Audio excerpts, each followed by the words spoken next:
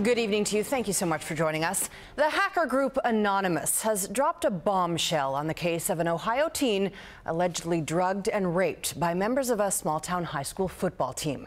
The online activist released disturbing cell phone video. It shows teenage boys joking about that sexual assault, and they claim the investigation has been stalled by a calculated cover-up by the team and local law enforcement.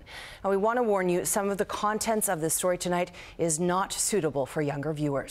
As Brian Moore explains, Anonymous is now threatening to release more video if those involved don't come forward.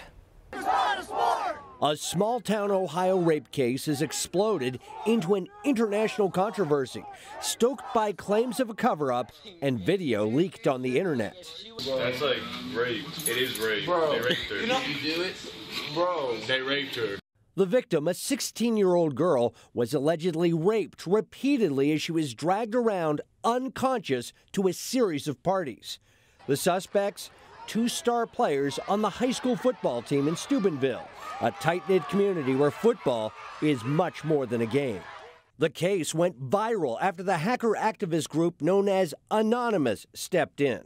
We will not sit idly by and watch a group of young men who turn to rape as a game or sport get the pass because of athletic ability and small-town luck. Anonymous leaked a video that shows teens gleefully bragging about degradation the girl can't remember. That complicates the case, which goes to trial next month. As protesters descended on Steubenville, local officials suddenly found themselves under fire, accused of trying to bury the case. They felt there was some injustice going on, so you have a right to stand up for that. But when you cross the line and start a character assassination,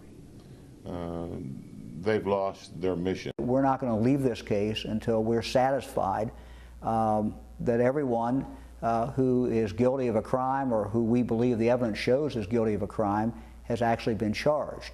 The lawyer for one of the defendants says his client is the victim of digital vigilantes. Social media has hijacked the case. It's taken a city under siege, it's hijacked the case, and it's cemented a public opinion based upon false innuendo, fact, and misconception. A crime that has divided a community, uniting people around the world in outrage.